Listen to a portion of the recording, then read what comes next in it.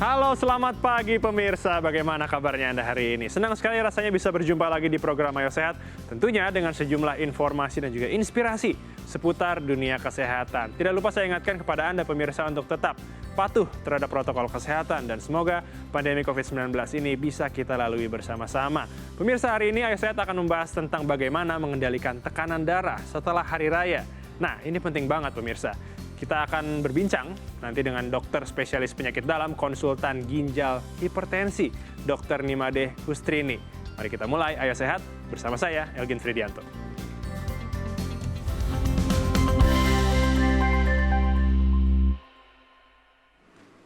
Pemirsa, kita dapat menemukan banyak jenis makanan biasanya pada saat merayakan hari besar, seperti Hari Raya Keagamaan. Selain untuk dikonsumsi sendiri, beragam jenis makanan yang tersaji pada saat hari raya biasanya juga ditujukan untuk tamu yang datang. Namun perlu diwaspadai pemirsa, beragam makanan yang tersaji baiknya perlu disesuaikan dengan kebutuhan tubuh kita. Hal ini tentunya dapat menghindarkan kita dari gangguan kesehatan, salah satunya darah tinggi atau hipertensi. Berikut informasinya untuk Anda. Beragam menu makanan pada saat memperingati Hari Raya Keagamaan tentunya kerap kita temui. Hal ini tentunya mengundang selera makan kita saat kita dihadapi dengan berbagai jenis makanan yang tersaji. Namun, pemirsa perlu mewaspadai. Apabila selera makan pada saat merayakan Hari Raya tidak terkontrol, akan dapat menimbulkan masalah kesehatan, seperti halnya tekanan darah tinggi atau hipertensi. Mengutip dari laman p2ptm.kemenkes.go.id, darah tinggi atau hipertensi adalah suatu keadaan di mana tekanan darah sistolik melebihi dari angka normal, yaitu 140 mmHg, dan atau tekanan darah distolik melebihi 90 mmHg. Tidak adanya keluhan yang dirasakan oleh penderita penyakit darah tinggi menyebabkan penyakit darah tinggi kerap disebut sebagai penyakit silent killer atau penyakit yang sewaktu-waktu dapat menyebabkan kematian. Tidak hanya menjadi penyakit yang sewaktu-waktu dapat menyebabkan kematian, faktor pola makan dan gaya hidup yang kurang baik juga menjadi penyebab tingginya angka penderita penyakit tekanan darah tinggi atau hipertensi. Melansir dari laman kompas.com, hipertensi premier atau esensial yang disebabkan oleh gaya hidup dan pola makan terjadi pada 90% penderita penyakit darah tinggi atau hipertensi. Momentum merayakan hari raya merupakan hal yang paling kita nantikan. Namun sekali lagi, waspadai menu makanan yang tersaji untuk menghindari kita dari keluhan penyakit darah tinggi. Lalu, bagaimana mengatasi darah tinggi atau hipertensi yang kerap terjadi setelah mengkonsumsi makanan? Simak perbincangannya di Ayo Sehat. Pemirsa, untuk membahas mengenai hipertensi sudah hadir bersama saya Dr. Made. Dokter, selamat pagi. Pagi, Mas El, apa Bagaimana? kabar? Baik, alhamdulillah. Dokter, bagaimana kabarnya? Baik, Baik. terima Nah, kasih. pemirsa perlu menjadi informasi bahwa Dr. Made dan juga seluruh kru yang bertugas sudah menjalankan protokol kesehatan yang ketat dan juga sudah melakukan tes terhadap COVID-19. Nah, Dr. Made, kita memiliki data mengenai hipertensi yang sudah dikumpulkan oleh Kementerian Kesehatan. Nah, ini kan kalau misalnya dilihat 18-24 tahun itu sudah 13,2% di Indonesia. Bahkan jika sudah menyentuh angka 75 tahun, itu sudah 69,5% penduduk di Indonesia. Apa yang bisa dipetik dari data ini, Dok? Iya, terima kasih Mas El. Jadi ini adalah data riset kesehatan dasar pada tahun 2018 yang dilakukan oleh Kemenkes ya. Jadi secara umum memang hipertensi dari data Riskesdas 2018 itu di Indonesia itu adalah sebesar 34,1%. Jadi artinya 1 dari 3 orang dewasa di atas 18 tahun yang diperiksa itu menderita hipertensi. 1 dari 3 orang. Dan itu sesuai dengan angka di dunia. Baik. Kalau kita lihat di sini angkanya memang dari usia 18 tahun itu ya, itu sudah ada yang menderita hipertensi. Jadi artinya ini dari usia muda pun sudah ada penyakit ini. Gitu. Jadi sebetulnya hipertensi itu bukan penyakit hanya saja terbatas pada orang tua gitu ya. Baik. Orang muda juga bisa. Nah, kita lihat prevalensinya semakin tinggi pada usia yang semakin tua, terutama di atas 60 tahun. Ya, kita Baik. lihat bahkan di atas 75 tahun angkanya hampir mencapai 70% orang. Jadi di atas 70 tahun itu resiko kita menderita hipertensi itu akan semakin meningkat. Hal ini memang bisa disebabkan karena proses penuaan sendiri ya. Jadi kalau kita menua, pembuluh darah itu akan semakin kaku, nah Betul. dan mengeras ya, stiffness namanya, dan itu akan memicu kenaikan dari tekanan darah itu sendiri. Baik, baik, Itu, baik. Mas Dokter El. Made, ini kan pada bulan Mei tanggal 17 itu diperingati sebagai Hari Hipertensi Sedunia. Betul. Melihat dari data ini, yang dimana bisa dibilang mungkin penduduk Indonesia tadi kalau kata Dokter Made, 1 dari 3 orang itu menderita hipertensi. Ya. Seberapa pentingnya sih kita ini untuk mengecek tekanan darah? Iya, jadi kalau melihat data ini memang sangat penting untuk mengukur tekanan darah kita. Sesuai dengan tema World Hypertension Day, tadi Hari Hipertensi Sedunia yang biasa diperingati setiap 17 Mei, itu tema tahun ini adalah measure your blood pressure accurately and then control it and then live longer. Jadi artinya kita harus bisa sedini mungkin mengetahui apakah kita menderita hipertensi atau tidak. Baik, Bagaimana kita mengetahui diri kita menderita hipertensi? betul, betul. Nah, itu sangat penting. Kan banyak orang yang bilang, wah, saya kalau pusing berarti mungkin tekanan darah saya naik Wah, gitu kan. benar, benar. Padahal yang kita tahu hipertensi itu adalah silent killer, Mas El.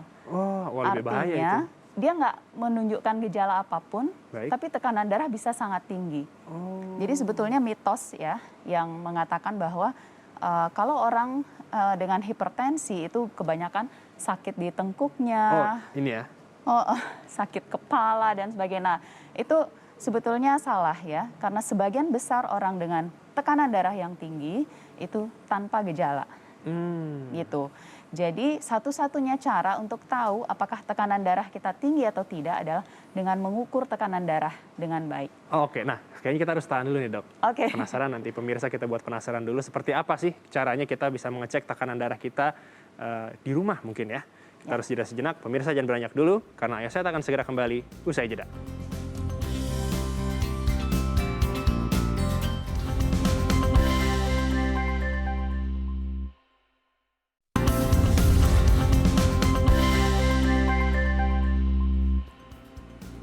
Terima kasih Anda masih menyaksikan program Ayo Sehat pemirsa. Tidak lupa kami ingatkan kepada Anda untuk bisa memfollow Instagram Ayo Sehat di @ayosehat_kompas.tv dan juga di kanal YouTube Kompas TV. Nah, masih bersama dengan Dr. Made. Dokter, menyambung perbincangan kita sebelum jeda tadi, sebenarnya apa sih dok yang dicek dari hipertensi ini? Ya. Yang pertama yang kita cek adalah tentu saja tekanan darahnya, Mas El. Ya. Dikatakan hipertensi kalau tekanan darah itu 140/90 ke atas, gitu ya. Baik. Jadi yang kita ukur adalah dengan alat pengukur tekanan darah, ya, bisa dengan yang osilometrik atau pakai jarum, ya, seperti kita ke dokter ya atau ke rumah sakit, atau kita bisa melakukan pengukuran tekanan darah mandiri dengan menggunakan alat yang digital, Mas El, alat pengukur tekanan darah yang digital dan itu sudah direkomendasikan. Nah, di situ kita akan mengukur tekanan darah kita ya dengan cara yang benar. Kemudian dengan alat itu kita akan mengukur tekanan darah di rumah. Bagaimana cara mengukurnya? Oh, ini mandiri ya? Bisa mandiri. Baik. Tapi sebelumnya dok, mungkin bicara mengenai pengecekan darah, pengecekan hipertensi ini apakah dilakukan pada umur tertentu saja? Ya, tadi kalau kita melihat data yang dari Kemenkes itu sebetulnya dari usia muda itu sudah ada bisa terjadi hipertensi. Jadi artinya tidak terbatas pada misalnya orang di atas usia 45 tahun itu baru dia mengukur tekanan darahnya. Tidak. Kita harus mengukur tekanan darah, kenali diri kita apakah kita berisiko tinggi atau tidak. Artinya yang berisiko tinggi itu misalnya orang-orang yang keluarganya memiliki riwayat hipertensi di dalam keluarga ya. Harus Jadi, rutin berarti ya? betul. Jadi secara genetik itu memang bisa terjadi kenaikan tekanan darah pada keluarga yang orang tuanya memiliki hipertensi seperti itu. Baik. Jadi harus diukur lebih dini, gitu ya. Kemudian orang-orang yang dengan komorbid atau penyakit tertentu, misalnya dia menderita diabetes, Nah, itu temenan tuh dengan hipertensi ya. Betul. Yang namanya sindrom metabolik ini ya. Hipertensi dengan diabetes, kemudian dengan obesitas, ya orang yang indeks massa tubuhnya besar, kemudian orang yang dengan riwayat kolesterol tinggi, atau orang dengan penyakit ginjal. Nah, itu orang-orang yang memang berisiko tinggi untuk memiliki hipertensi. Pada orang-orang ini perlu mengukur tekanan darah lebih dini, Mas El. Baik. Nah, kita melanjutkan pembicaraan tadi yang dokter belum selesai. Mungkin bagaimana sih cara melakukan pengecekan hipertensi di rumah? Nah, Ya. bagaimana dok? Jadi tadi memilih alatnya yang tepat, Ya. ya. Kemudian kita ukur tekanan darah, misalnya dalam seminggu itu sekali sampai 3 kali dalam seminggu. Rekomendasinya sih supaya nggak terlalu memberatkan. Itu ada yang mengatakan 1 sampai 2 kali sebulan. Biasanya kita melakukan mengukur tekanan darah itu pagi hari pada baru bangun dan malam sebelum tidur. Itu ya. Jadi ukur tekanan darah dalam kondisi yang sangat tenang ya. Baik. Kita rileks. Kalau misalnya kita habis beraktivitas, kita harus istirahat dulu 5 menit ya, supaya tidak mempengaruhi hasil pengukuran tekanan darah. Baik. Kemudian kita juga harus menjaga ya suasana ruangan tetap tenang, yang terang, lampunya nyaman. Kemudian kita duduk dengan punggung yang bersandar dan kaki yang menapak pada lantai. Ya, jadi kakinya jangan menggantung seperti itu ya. Jika Betul. kita harus rileks. Kemudian tangan harus disandarkan pada penyandarnya ya, entah di mejanya atau kursi seperti ini. Kemudian diukur tekanan darahnya. Ya, sebelum mengukur tekanan darah juga kita harus ke toilet dulu, tuntaskan apa yang harus dituntaskan di toilet ya, supaya nggak akan mempengaruhi. Atau kita tidak boleh makan besar sebelum diukur tekanan darahnya, nggak lagi marah-marah ya, atau pada saat diukur tekanan darah nggak boleh bicara, lagi diajak diam aja bicara ya. Jadi harus ini kemudian kita ukur tekanan darahnya. Biasanya akan muncul angka di alat digital tersebut. Angka yang pertama kali muncul itu kita abaikan karena biasanya hasilnya akan lebih tinggi. Nah, kita akan memakai rata pengukuran misalnya yang kedua atau yang ketiga. Jadi kita nggak sekali pencet langsung ini harus baca. Lagi ya, berarti ya, diulang. Harus lagi diulang dan kita memakai rata misalnya pengukuran kedua atau ketiga. Nah, pengukuran tekanan darah itu akan ada 2 hasil. Ada yang angka yang di atas disebut sebagai tekanan darah sistolik. Dan angka yang di bawah disebut sebagai tekanan darah diastolik. Baik. Nah, kalau hasilnya 140 atasnya, bawahnya 90 mm Hg atau lebih tinggi, maka itu dinamakan hipertensi. Seperti itu. Baik. Berarti memang dengan Dr. Made sudah menjelaskan bahwa sudah ada alat yang bisa membantu kita mengukur hipertensi di rumah. Ini tidak ada alasan lagi untuk tidak mengecek ya, dokter. Betul, ya. ya. Baik. Nah, ini kan kita selesai lebaran. Tentu saat lebaran itu kan makanan banyak banget, Dok. Betul. Dari opor, dari rendang, dan sekian banyak. Yang semula memiliki tekanan darah yang normal, setelah makan makanan yang cukup banyak lah kita bisa bilang, bahkan bisa nambah, ini apakah akan berpengaruh kepada tekanan darah kita mungkin? Iya, Mas El, itu bisa ya. Jadi pada pasien yang memang sudah didiagnosis hipertensi, maka sudah mulai harus mengawasi makanannya ya. Benar. Yang direkomendasikan namanya adalah DASH diet. Jadi dietary approach to stop hypertension. Nah, anjurannya adalah kita harus mengurangi konsumsi garam atau makanan yang asin, kemudian memperbanyak serat, sayur, buah, ya di mana di dalamnya mengandung banyak mineral ya, kalium, magnesium, kalsium, dan juga mengurangi konsumsi lemak. Nah, makanan-makanan pas hari raya itu identik dengan tinggi garam, Betul.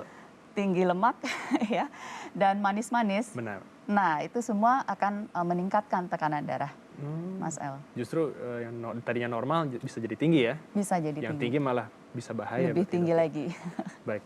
Nah, Dokter Made, berikutnya ini ada pertanyaan dari netizen. Tim Ayo Sehat sudah mengumpulkan beberapa pertanyaan dan sepertinya sudah bisa dilakukan konsultasi nih, Dok, ya berarti ya di segmen ini. Nah, kita lihat yang pertama, ini dari @marlinari Z15. Penderita hipertensi sebaiknya boleh mengonsumsi garam perharinya berapa banyak ya, Dok?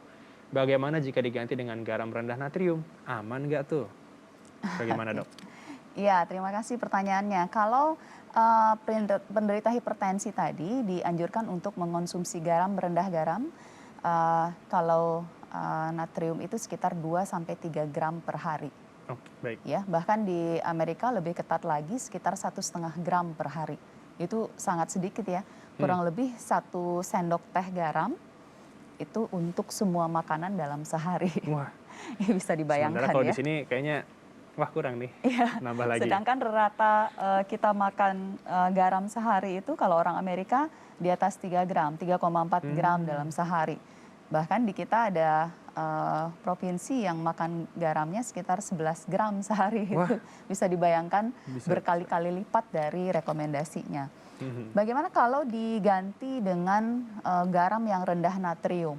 Nah, saya nggak terlalu yakin ya apakah memang garam yang rendah natrium itu memang betul-betul dikontrol kandungan sodiumnya atau natriumnya di dalam garamnya sendiri gitu ya. Tapi intinya kita nggak boleh banyak garam.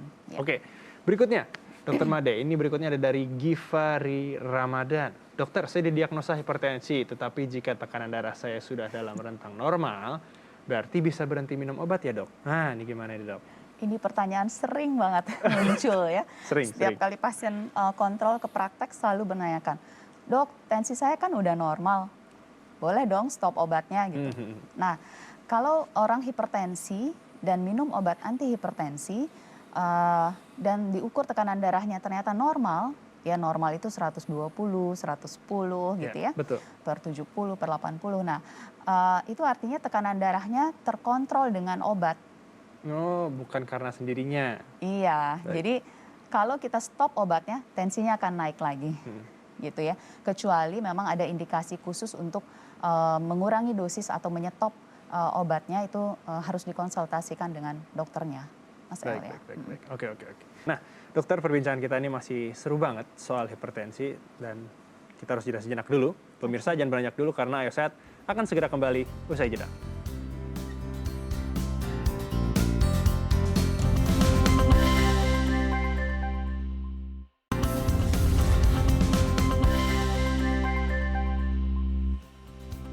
Anda kembali menyaksikan program Ayo Sehat pemirsa. Masih bersama dengan Dokter Made. Nah, dokter, sebenarnya ada nggak sih makanan yang bisa membuat tekanan darah kita menjadi normal?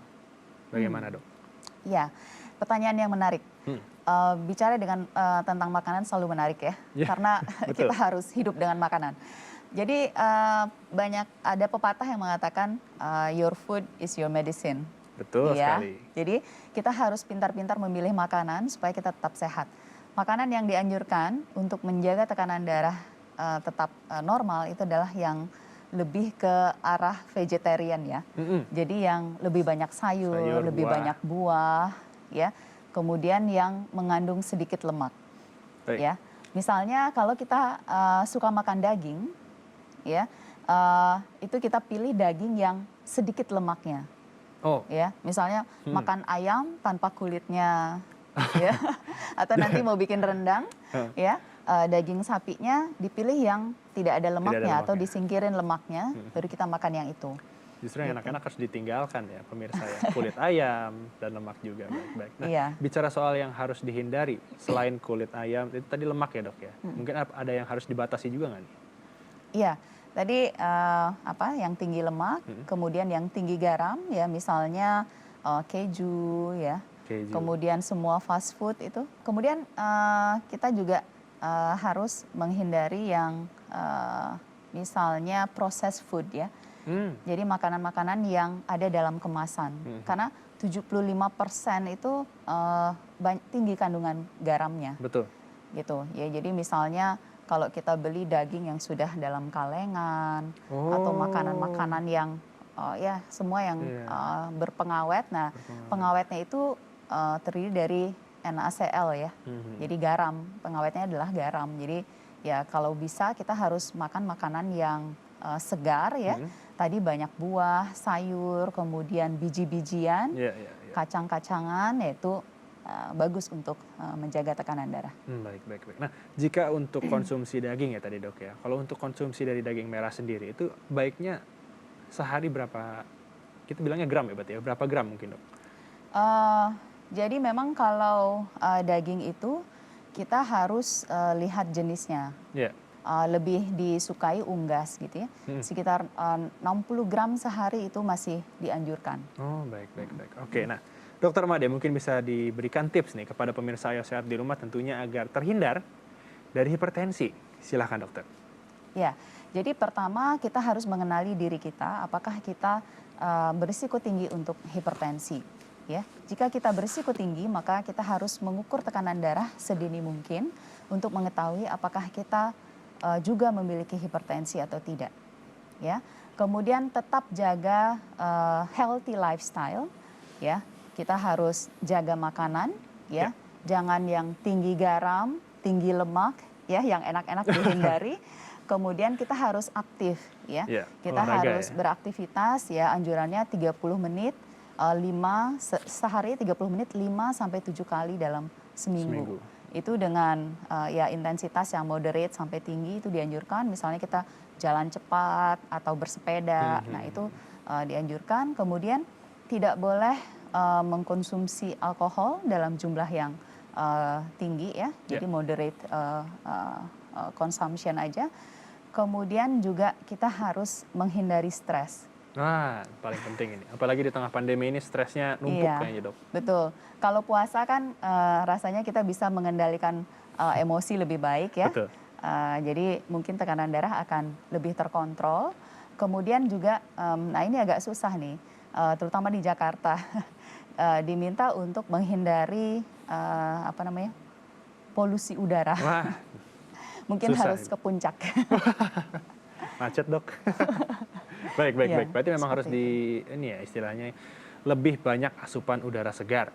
Betul. Betul sekali. Oke, baik. Terima kasih Dokter Made untuk informasinya. Semoga ini bermanfaat bagi pemirsa di rumah tentunya agar terhindar dari hipertensi apalagi setelah Lebaran, Dok ya. Sudah makan banyak dan tetap harus melakukan pengecekan terhadap tekanan darah. Usai sudah 30 menit saya dan juga Dokter Made menemani Anda pemirsa di program Ayo Sehat edisi kali ini. Tetap saksikan program Ayo Sehat setiap hari Senin hingga hari Jumat pukul 10.30 waktu Indonesia bagian Barat hanya di Kompas TV, independen, terpercaya. Saya Elgin Fridianto bersama dengan Dr. Made pamit undur diri. Ingat, tetap patuhi protokol kesehatan, menjaga jarak, mencuci tangan, dan juga menggunakan masker. Sampai jumpa.